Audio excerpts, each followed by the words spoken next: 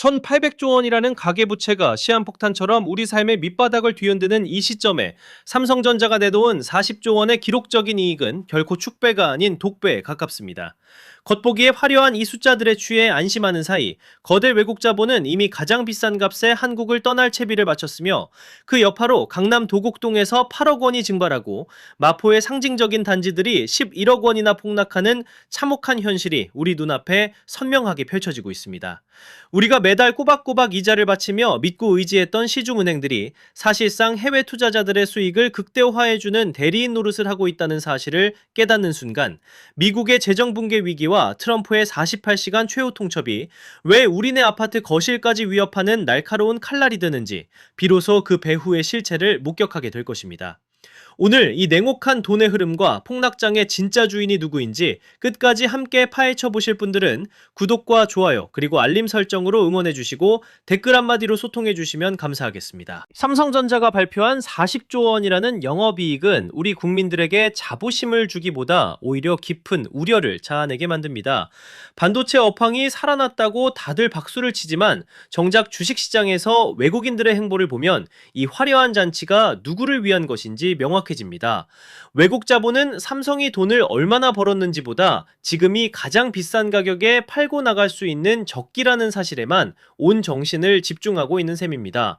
지난 금요일 삼성전자 주가가 4.37%나 급등하며 개미 투자자들을 설레게 했지만 그 이면에서는 거대 외국계 펀드들이 엄청난 물량을 쏟아내며 차익 실현에 열을 올리고 있었습니다. 소문에 사서 뉴스에 팔라는 그들의 오랜 격언처럼 이 기록적인 실적은 우리 삼성이 예뻐서 준 선물이 아니라 자신들의 물량을 가장 비싼 값에 우리네 서민들에게 떠넘기기 위한 기막힌 명분일 뿐이라는 사실을 직시해야 합니다. 마치 잔치집 주인은 뼈 빠지게 음식장만 했는데 정작 배불리 먹고 떠나는 건 옆 동네 부자 손님들인 꼴이라니 참으로 기가 막힌 현실 아니겠습니까? 하이닉스 역시 31조 원이라는 천문학적인 수익을 예고하며 분위기를 한껏 띄우고 있지요. 하지만 이들이 벌어들인 막대한 돈이 1800조 원이 넘는 우리네 가계부채를 해결해주거나 무너지는 아파트값을 지탱해줄 리 만무합니다. 오히려 외국인 투자자들이 배당금과 주가 차익을 챙겨 해외로 썰물처럼 빠져나가는 통로가 되고 있다는 점이 소름 돋는 대목입니다.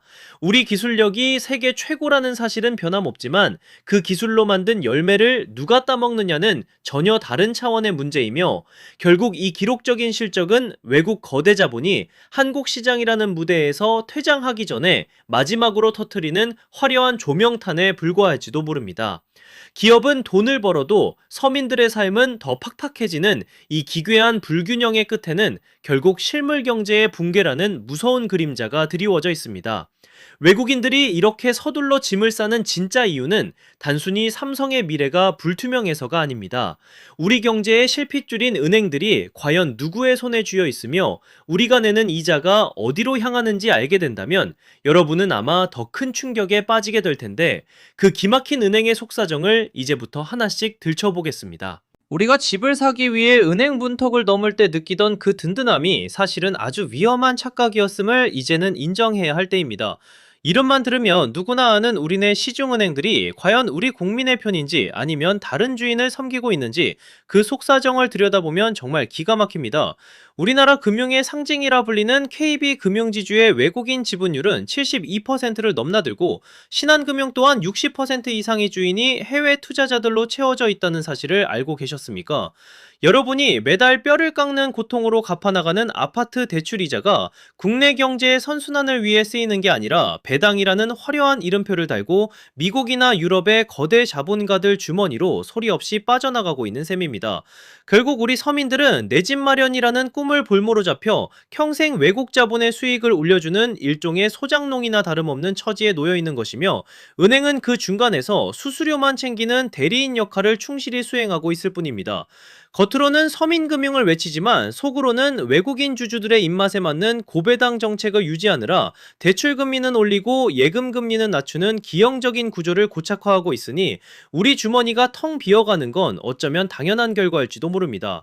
1800조 원이라는 가계부채는 우리 자식 세대까지 짊어져야 할 거대한 짐인데 그 짐의 끝에는 외국 자본이라는 무서운 칼날이 숨겨져 있습니다. 그들은 시장에 조금이라도 먹구름이 끼면 뒤도 안 돌아보고 자금을 회수해 떠나는 철새와 같은 속성을 가지고 있다는 사실을 명심해야 합니다.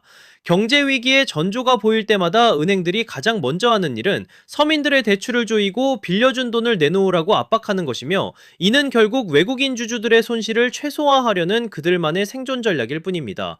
우리가 믿었던 은행이라는 울타리가 사실은 외국 자본의 이익을 지키기 위한 방패막이었다는 사실을 깨닫는 순간 지금의 아파트 시장이 얼마나 위태로운 모래성 위에 세워졌는지 비로소 실감하게 될 것입니다. 부동산 불패라는 환상에 빠져 대출을 권하던 그 목소리들이 시장이 무너지는 순간 여러분을 가장 먼저 벼랑 끝으로 밀어낼 차가운 비수가 되어 돌아올 것이며, 이것이 바로 우리가 직면한 1800조 원 부채 폭탄의 진짜 얼굴입니다.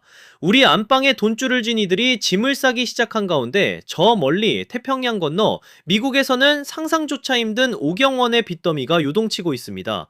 트럼프가 예고한 48시간의 최후 통첩이 우리네 장바구니 물가와 집값을 어떻게 초토화할지 그 긴박한 소식을 다음 장에서 바로 이어가겠습니다. 미국이 짊어진 빚이 무려 5경 8천조 원을 넘어섰다는 소식은 이제 더 이상 강 건너 불구경하듯 할 일이 아닙니다.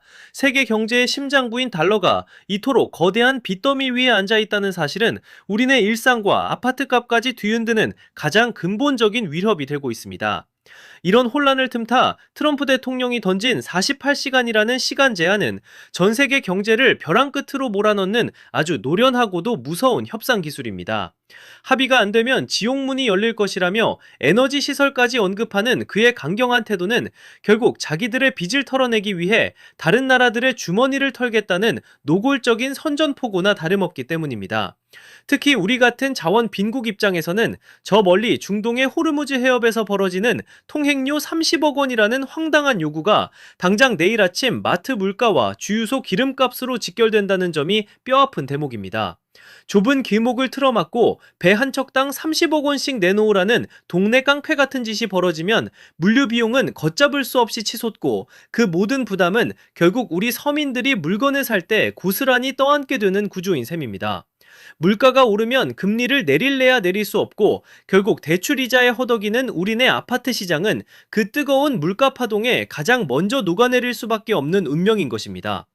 트럼프가 흔드는 시계추 소리에 맞춰 전 세계 자본시장이 요동치는 동안 우리가 피땀 흘려 쌓아 올린 아파트 자산 가치는 소리 소문 없이 녹아내리고 있다는 사실이 참으로 통탄스러울 따름입니다. 미국이 재정 붕괴의 위기를 모면하기 위해 선택한 이 강압적인 방식들은 결국 전 세계적인 인플레이션을 다시 불러오고 있습니다. 금리가 낮아질 것이라는 막연한 기대 하나로 버티던 분들에게는 이보다 더 잔인한 소식이 없을 것이며, 이는 곧 부동산 시장의 마지막 숨통을 조이는 결과로 이어질 게 뻔합니다. 우리가 믿고 싶어하는 희망적인 전망들이 무색하게도 세계 정세는 우리를 기다려주지 않고 각자 도생의 길로 치닫고 있습니다. 30억 원의 통행료와 5경 원의 미국 빚이 합쳐져 만들어낼 이 거대한 해일이 우리 아파트 시장을 덮치기 전에 우리가 마주해야 할 진짜 숫자는 따로 있습니다. 전문가들조차 혀를 내두르는 금리 4%라는 공포의 숫자가 과연 우리 삶을 어떻게 바꾸어 놓을지 그 잔혹한 진실을 지금 바로 확인해 보겠습니다. 미국 중앙은행이 쥐고 있는 금리라는 칼자루가 이제 우리 목줄을 정면으로 겨누고 있습니다. 4%라는 숫자는 단순한 경제 지표가 아니라 우리네 아파트 대출을 끝장내 단두대나 다름없기 때문입니다. 전문가 10명 중 9명이 금리 동결을 점쳤고 트럼프 대통령까지 나서서 금리 인하를 압박하고 있지만 세상은 원래 우리 뜻대로 돌아가지 않는 법이죠. 중동에 전운이 감돌고 물가가 잡히지 않는 상황에서 미국이 금리를 4%까지 끌어올린다면 한국은행이 버틸 재간은 어디에도 없습니다. 1800조 원이라는 가계부채는 우리 사회가 감당할 수 있는 임계점을 이미 한참 넘어선 상태입니다. 1997년 외환위기 때는 장롱 속에 숨겨둔 금반지라도 모아서 나라를 살렸다지만 지금처럼 전 재산이 아파트라는 거대한 콘크리트 덩어리에 묶여있는 상황에서는 위기가 닥쳐도 현금화가 전혀 불가능하다는 사실이 가장 무서운 대목입니다.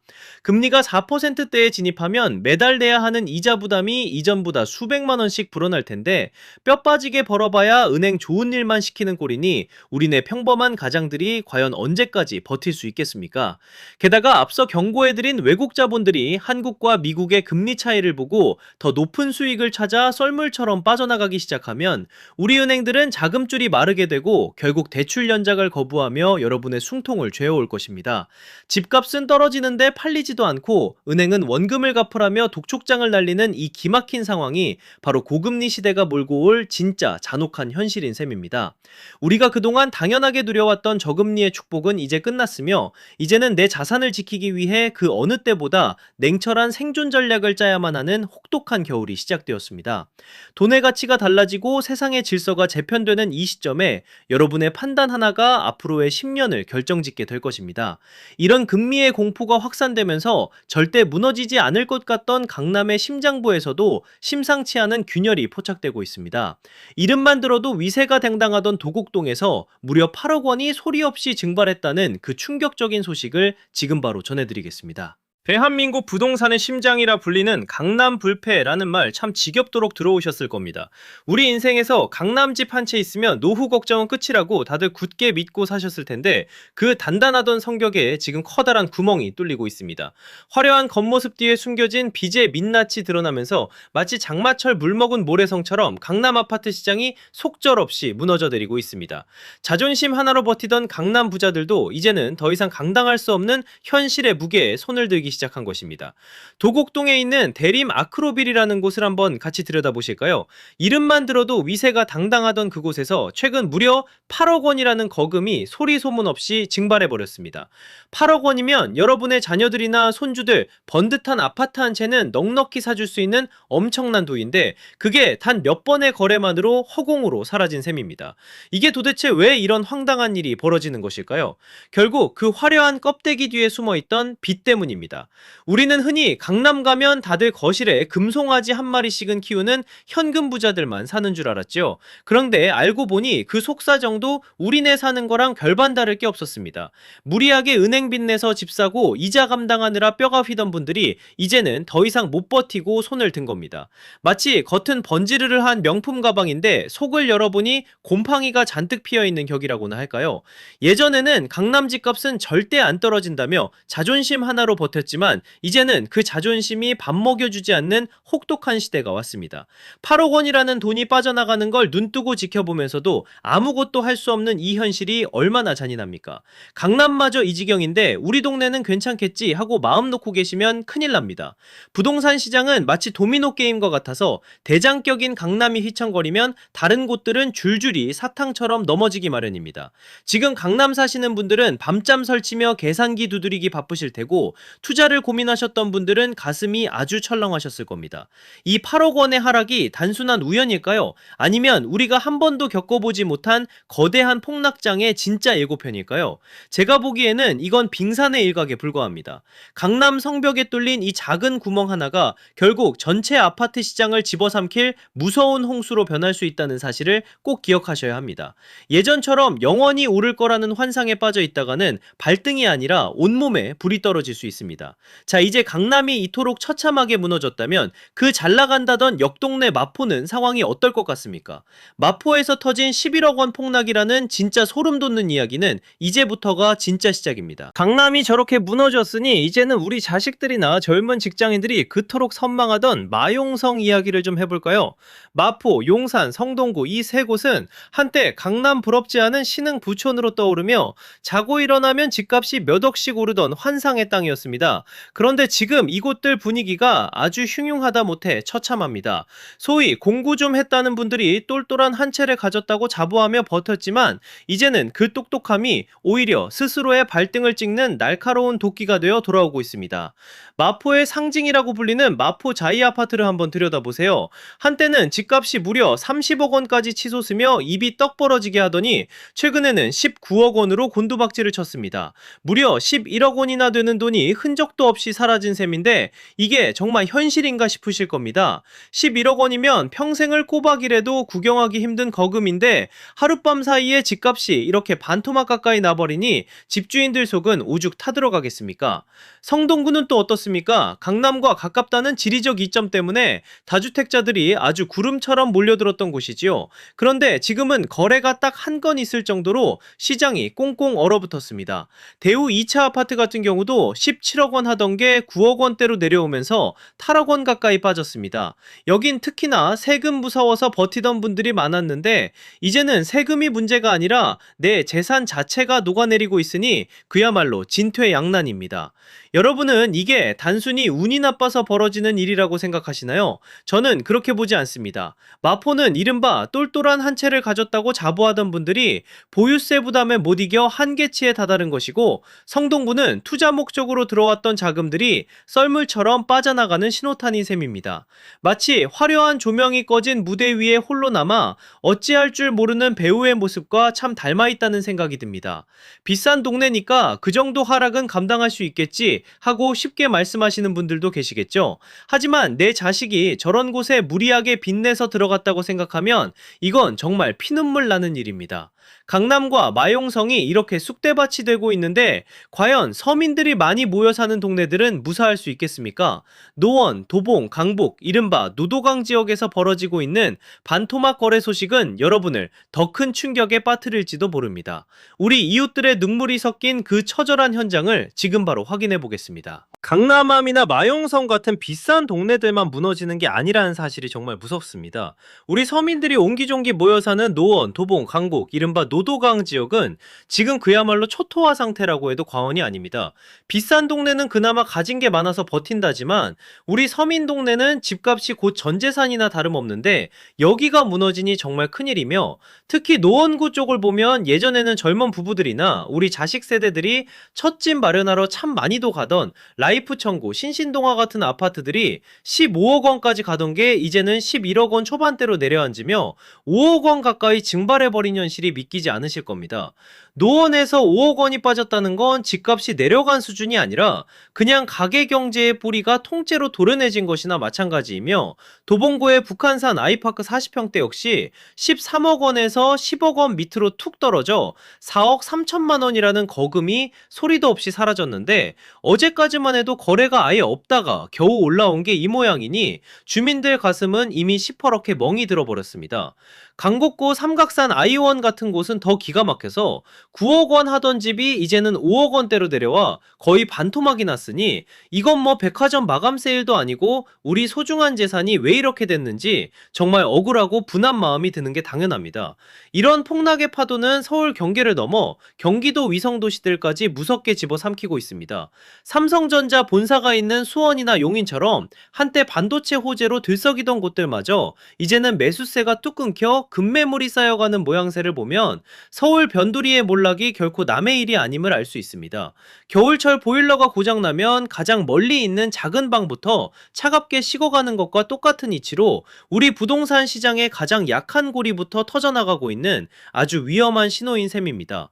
정부가 아무리 규제를 풀고 대출을 해준다고 꼬드겨도 결국 살 사람이 없고 돈이 없으면 집값은 아무 의미가 없다는 냉혹한 진실을 우리는 노도강의 몰락을 통해 뼈저리게 배워야 합니다. 집값이 오를 때는 노도나도 달려들더니 이제는 공포에 질려 서로 눈치만 보고 있으니 시장이 정상적으로 돌아갈 리가 있겠습니까? 서민들의 희망이었던 이 지역들이 이렇게 쑥대밭이 된 진짜 이유는 단순히 집값이 비싸서일까요? 아니면 우리가 알지 못하는 거대한 돈의 흐름이 이미 끊겨버린 것일까요? 이제 이 모든 혼란을 정리하고 우리가 이 험난한 폭풍우 속에서 어떻게 살아남아야 할지 그 마지막 생존 전략을 함께 고민해 보겠습니다. 세상이 참 무섭게 돌아갑니다. 우리가 그토록 굳게 믿었던 아파트 불패 신화는 이미 산산조각이 났고, 삼성이 40조 원을 벌었다는 화려한 소식조차 우리네 삶과는 아무런 상관없는 남의 잔치임이 드러났습니다. 강남 도곡동에서 8억 원이 빠지고 마포에서 11억 원이 날아가는 이 참혹한 현실은 결코 일시적인 조정이 아닌 거대한 시대의 종말을 알리는 신호탄입니다. 트럼프가 지옥문을 열겠다고 호통을 치고 미국의 오경원 빚이 전 세계를 짓누르는 이 혼란스러운 상황 속에서 결국 우리를 지켜주는 건 은행의 감원이설도 정부의 대출 유도 정책도 아닌 바로 우리 자신의 냉철한 판단뿐이라는 사실을 잊지 마셔야 합니다. 금리가 4%까지 치솟고 세상이 온통 빚더미라 해도 정신만 바짝 차리면 이 험난한 파도를 충분히 헤쳐나갈 수 있으니 너무 낙심하지 마시고 지금은 내 집값보다 내 가족의 건강과 현금을 지키는 일에 더 집중하시길 간곡히 부탁드립니다. 오늘 제가 전해드린 분석이 여러분의 소중한 재산을 지키는 작은 등불이 되었기를 진심으로 바라며 다만 이 모든 말씀은 시장의 흐름을 짚어드린 것이니 투자를 결정하실 때는 반드시 본인의 책임하에 꼼꼼하게 따져보시라는 점을 명심하시기 바랍니다. 여러분의 앞날에 언제나 평안이 가득하시기를 응원하며 오늘 이야기 여기서 마치겠습니다. 끝까지 함께 해주셔서 정말 감사드리고 구독과 좋아요로 저와 인연을 이어가 주시면 더 깊이 있는 정보로 다시 찾아뵙겠습니다. 감사합니다.